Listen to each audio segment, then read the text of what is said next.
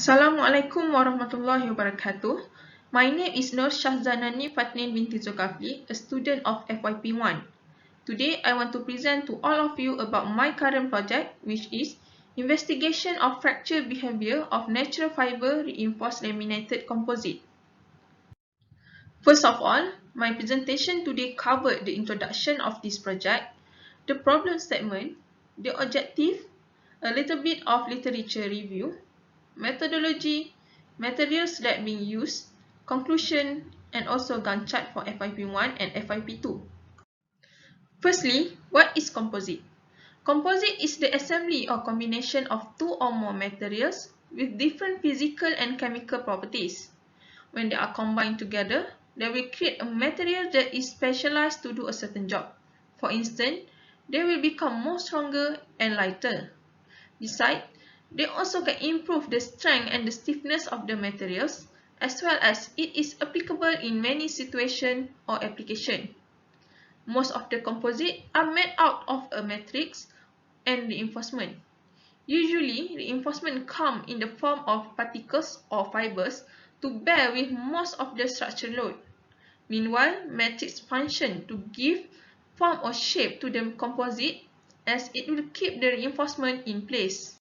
Composite also provide a superior and unique mechanical and physical properties as it will combine the most desirable properties of its constituents while suppressing their least desirable properties. For example, reinforcement that has properties such as high strength, high stiffness, and low density, meanwhile the matrix has the properties of good shear properties and low density. When they are combined together, they will develop a materials that has high strength, high stiffness, good shear properties, and also low density. As you can see from this figure, this is the example of the application of composite in the automotive. Composite can be used for the internal design of the car, the tires pipe, and even the door pipe. This proves that the composite has been widely used and received a lot of attention from the researcher. Composite can be classified based on their matrix, which are first, metal matrix composite, which use metal as their matrix. Second, ceramic matrix composite, which use ceramic as their matrix, and also polymer matrix composite, which use polymer as their matrix. Polymer matrix composite is the most commonly used due to its simple equipment as well as the process to produce this type of composite do not require high pressure and high temperature. However, polymer matrix composite has lower strength and stiffness when compared to the metal matrix composite and ceramic matrix composite. So, they need a reinforcement to improve their properties and produce a fiber reinforced composite. Fiber reinforced composite can be divided into two types which based on their fiber. First, natural fiber, and the second one is synthetic fiber, which is also known as man-made fiber. Natural fiber has widely been used to substitute the synthetic fiber in the application of fiber reinforced composite. It is due to their advantages such as low density, low cost, biodegradable, and renewable. However, the application of natural fiber is due to disadvantages rather than technical demand. In comparison with glass or carbon fiber, natural fiber actually has lower strength. This is due to several problems. First, poor compatibility between the fiber and the matrix. Generally, natural fiber consists of large amount of hydroxyl group that make them hydrophilic in nature. When these natural fibers are used to reinforce with hydrophobic matrix, it will result in the very poor interface between them and later decrease their potential as an agent of reinforcement. Second problem is their relative high moisture absorption. Due to their hydrophilic properties, natural fibers also tend to absorb more water, which later result in the swelling as well as creating void in the fiber-matrix interface, which can decrease the mechanical properties of this composite. So, in order to overcome this problem, several objectives has been proposed. First, to enhance the properties of natural fiber via alkaline treatment. Second, to observe the surface morphology through the scanning electron microscopy (SEM). And the third one, to determine the mechanical properties of the natural fiber through the tensile and compression test.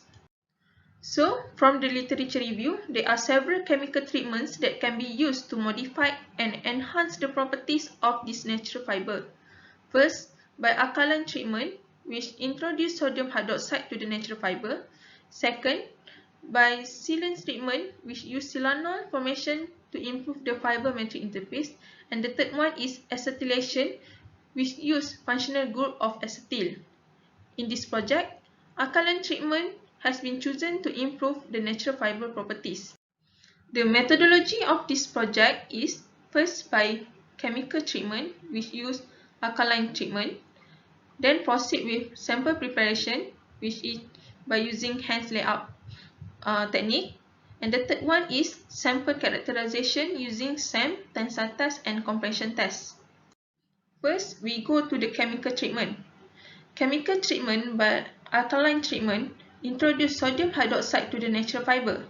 This treatment eliminates particular amount of oil, wax, and lignin that cover outermost surface of the fiber structure, which later expose the cellulose for a number of achievable reaction sites. This will result in the increase of the fiber matrix interface as well as improve their properties. The first step is by the natural fiber were allowed to be soaked in the sodium hydroxide solution for a certain amount of time. Then the fiber were washed thoroughly with water to eliminate the excess of the sodium hydroxide that was sticking on the natural fiber.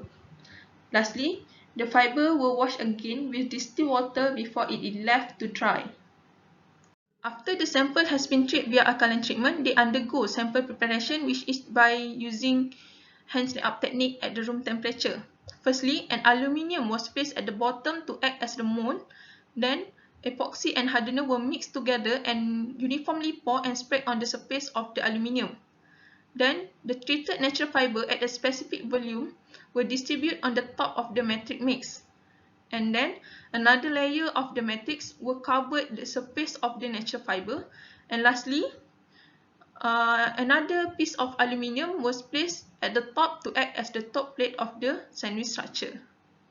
After the sample has been prepared, it will proceed to the sample characterization, which is first by scanning electron microscopy to investigate the morphology of the natural fiber reinforced laminated composite. Then they will undergo tensile and compression test to investigate their mechanical behavior or fracture behavior of this composite.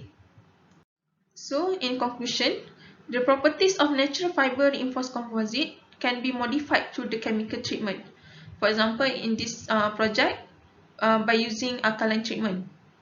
Second, the properties can be observed through the SAM, tensile, and compression tests. This is the Gantt chart for FYP1, which include the collection of information, literature review, and the obtaining of raw materials, and proceed with the report writing. This is the Gantt chart for FYP2.